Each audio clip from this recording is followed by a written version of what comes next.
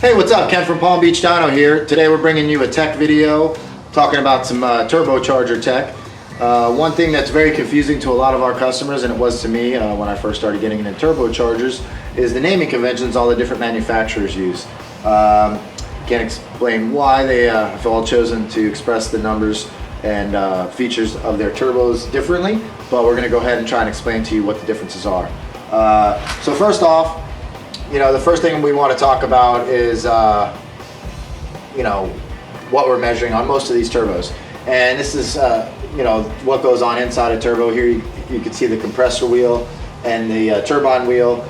This is a Precision 6266 I have right here with the cover off. Here's the cover. And this is the compressor wheel. And if you flip it around here, this is the turbine wheel right here. So what do all these numbers mean, and what exactly, which number does each manufacturer use?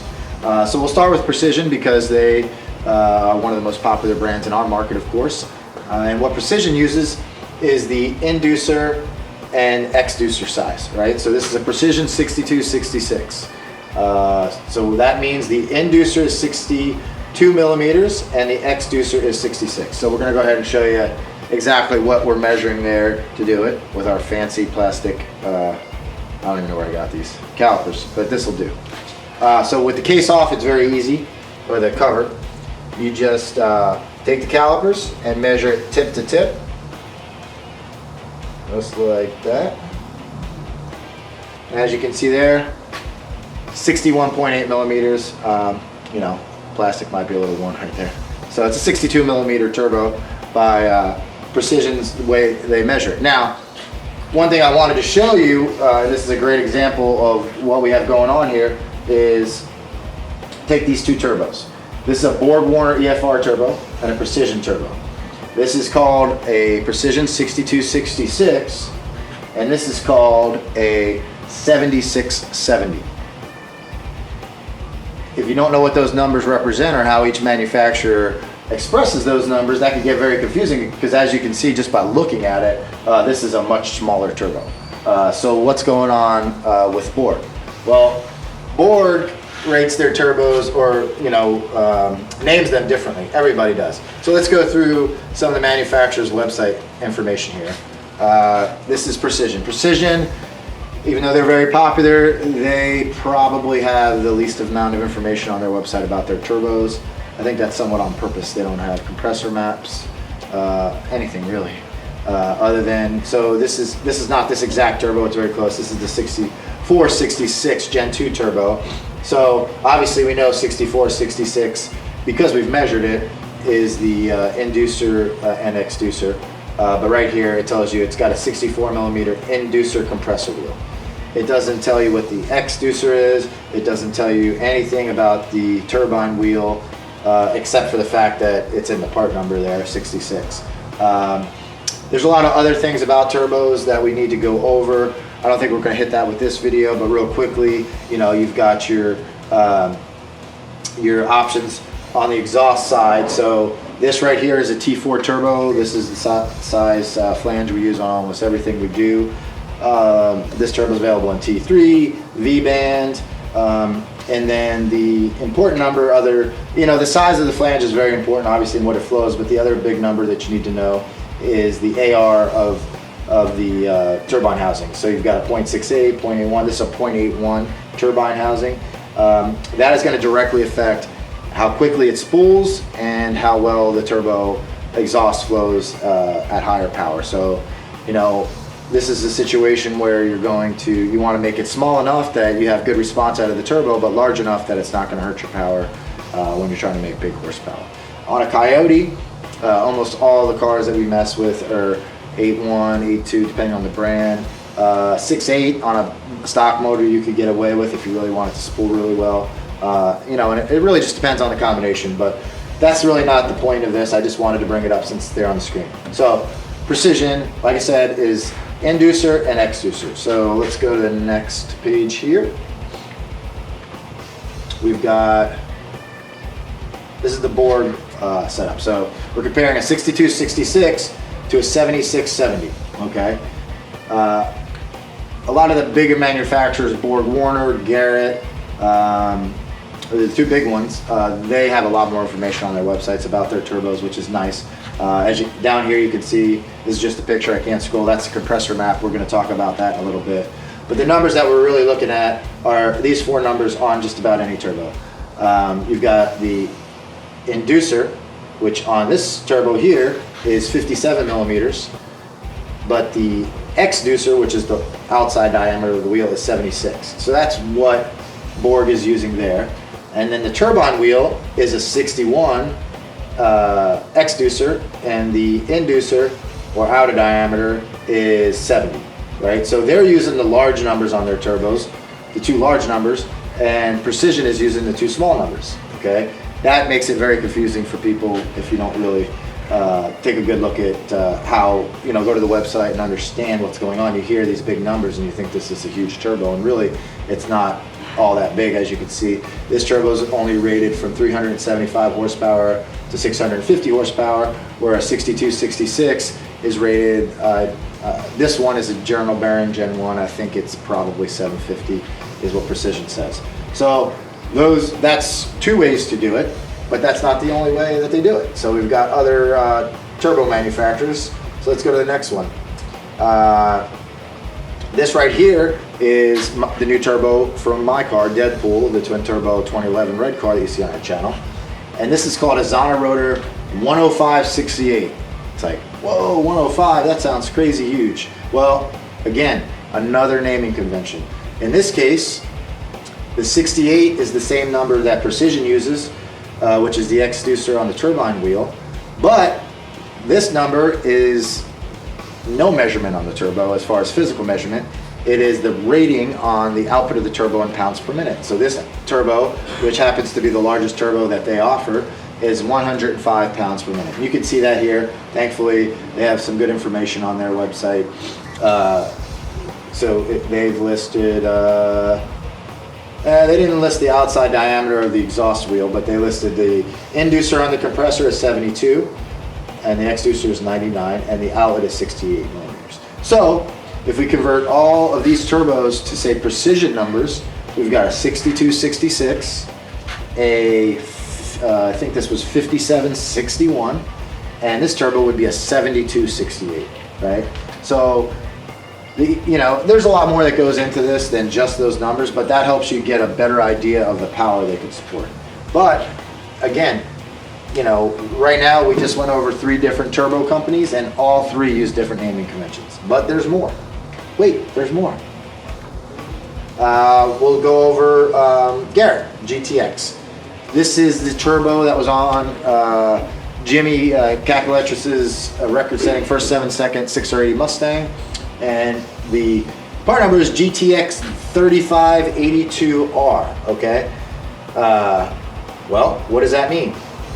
Well, GTX is obviously the line of turbos. 35. Now that number is not any measurement on the turbine wheel. That is in reference to the frame of the turbo.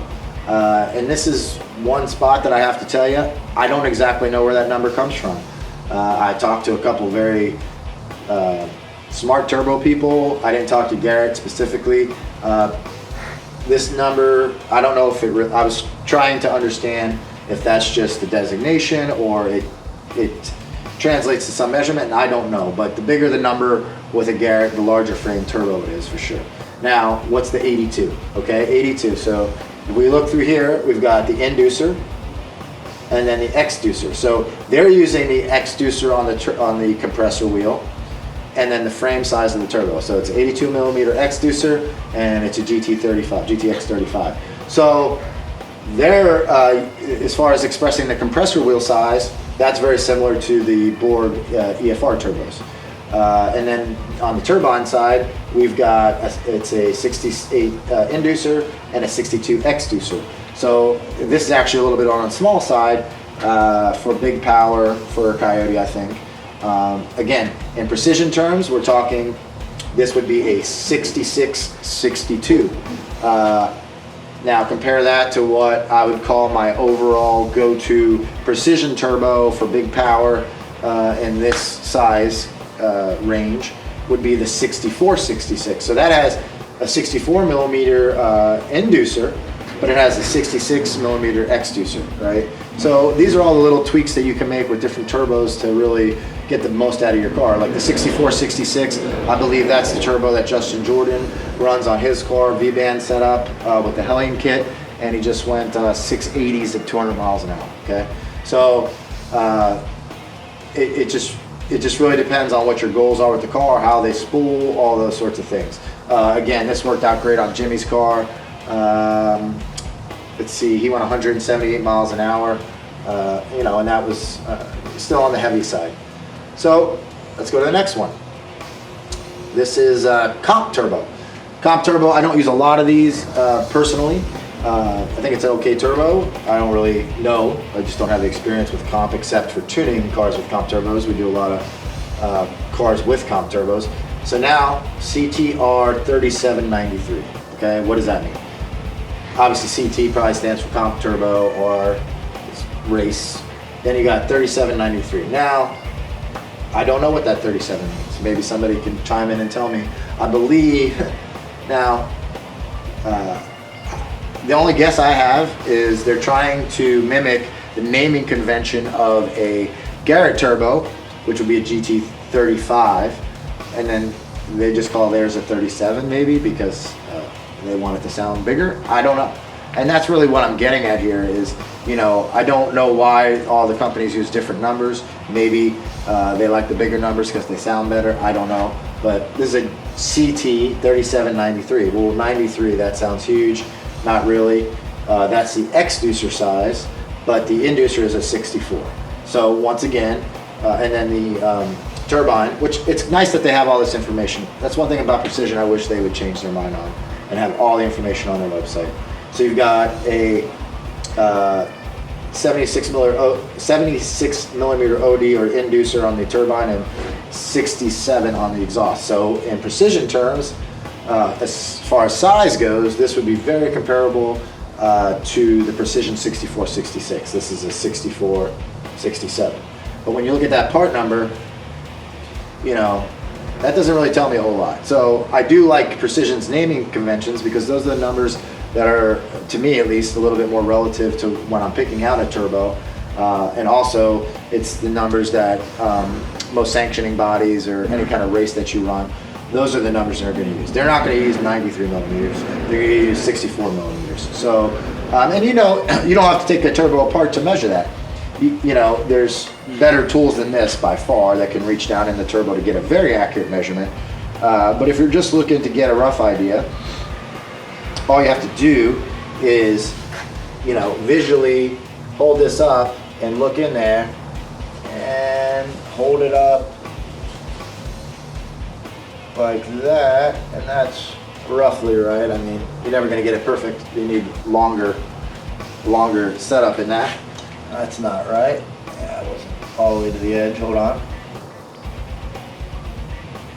That looks closer. And there we go, 71.3. And I know, we know this from looking at the Xona Rotor website, that that's a 72 millimeter reel, so pretty close there. All right, now, one other thing I wanted to bring up, again, not really the topic of this particular video, but since I mentioned it on the Xona Rotor Turbo specifically, this is a compressor map. This is for a Garrett, I believe. This is the one, the Jimmy's turbo that we used in the S557 second car, GTX 3582R. This is the compressor map for that. So real quickly, what you're looking at along the bottom is the airflow of the turbo in pounds per minute. So like I said, this one is rated at 105 pounds per minute. Down here, 105 is not even on the scale. So obviously this turbo is going to support a lot more power. We know that. That turbo should be able to support well over 1,000 horsepower. And we'll put two of them on my car. But real quickly, we'll go over the rest of these numbers. So down the bottom, you have corrected airflow in pounds per minute. These are efficiency islands, okay? So what that means is the closer you could put the car or the turbos into one of these center islands where it's very efficient, the more efficient power you're going to make, of course. So here, right in the mid-range here, in the 40 to 50 pound per minute area. Now, of course, remember, this is probably on a twin turbo car if we're using these turbos on a Coyote, although that one probably would work very well a single, possibly, I don't know, I've never tried it. But you know, you got to double these. So if you're at 50 pounds per minute, you're talking about 100 pounds because you got 2 turbos. So 50 pounds per minute at a pressure ratio of 2.5. Now, a pressure ratio of 2.5, that is atmospheres, or you know, obviously 1 would be, you know, no boost. 1.5 would be you know, roughly over 7 pounds of boost in atmospheres, like roughly 14.7 psi. 2 would be you know, 14.7 pounds of boost. 3 would be like 28 pounds of boost. So like 28 pounds of boost, and you're making, you know, at 28 pounds of boost on a Coyote, let's just make up some numbers here. This may not be 100% accurate, but just to show you how to read it. Not 28, it would be more than that, 29 and change. You'd be right here, and then at that point, you know, roughly, you know, pounds per minute, you can roughly say that's somewhere between rear wheel horsepower and flywheel horsepower. We'll say rear wheel. So 60 pounds per minute should make about 600 rear wheel horsepower. So that would be 1,200 horsepower in a twin turbo car. At 1,200 horsepower would be, you know, you'd be right in this range here. And, you know, Jimmy's car was probably closer to 1,400 horsepower. And we were up in that 28 pounds of boost range. So now all of a sudden, you know, we're slowly working our way to the right here. And, you know, instead of being at 76% efficient, we were probably somewhere in this 70% range. And then the further right you go, this is going to be the choke point of the turbo. If you go beyond that, not good. And then the same thing goes on this side. This would be called the surge line of the turbo. You don't want to be operating in that area, or you're going to run into issues. And then this number here is the shaft speed, how fast this spins. And yes, that means that these things are spinning, you know, in this range. Let's say, so Jimmy's turbo, let's say we were at 1,400, at 3, you follow that line down, and we were seeing 120,000 RPM on the turbo. Obviously, that's pretty crazy. So, point of the story here is that when you look at a manufacturer's part numbers on turbos, you really got to dig a little deeper to understand what you're buying, what you need, what's right for your car. You can always consult us on what turbo is right for your combination, and of course the turbo manufacturer is going to have some input there. But you know, just like everything, it's a little bit of a mixture of engineering, which is going to come from the turbo side of things, and practical knowledge and what we run all the time on these vehicles and what seems to work well.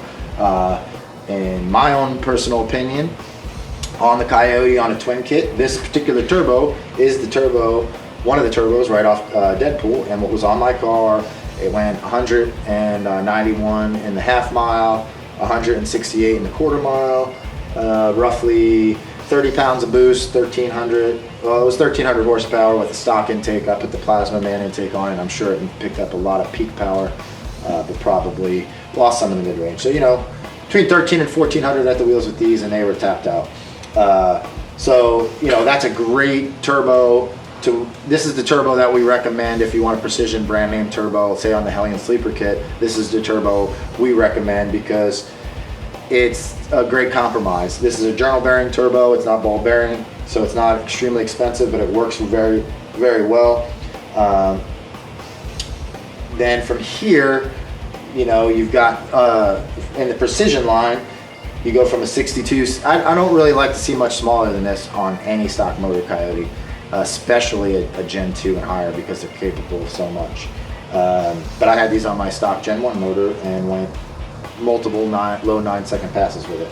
But then from here, the next upgrade that I was going to head towards before I decided to try the Xona Rotor on my car would have been either, I was trying to decide between the Precision 6466, which, you know, think about this. You're going from a 6266, which was on my stock Gen 1 engine Coyote, going 150 miles an hour, to built going 168 miles an hour, and then you just step up from a 6266 to a 6466, and there's more differences than just the size. This is a Gen 1 turbo. The 6466 is a ball bearing Gen 2 turbo, better aerodynamics on the wheel, all those sorts of things. But you take just that small little jump, and now that's what Justin Jordan runs on his car, running over 200 miles an hour, 680s. So, you know, you don't have to go too big. Which of course the next question probably would be, then why are you putting a 72 millimeter turbo in your car if Justin Jordan went 200 plus miles an hour with 64s? And the answer to that is, I don't really know. I just wanted to try it. Obviously, I can always put a 64, 66 on it, but I really wanted to try the Xona rotors. I really want to, you know, just shoot for crazy power. Will my 6R80 handle it? Will anything on the car handle the power that those are capable of putting out? I have no idea, but we're going to find out. So make sure you like our channel, subscribe, hit the alert button, go on Facebook. Make sure you like us on Facebook. We do a ton of stuff on Facebook. We're doing all kinds of giveaways in 2019. We have a sweepstakes coming that we're going to announce in January. So make sure you go to our page, like that, go to pbdyno.com. Hit us up for any questions on Facebook Messenger. support@pbdyno.com is our email address, and our phone number is 561-571-1173. Go ahead and let us know if you like this video, and then comment below for any other tech videos that you'd like to see.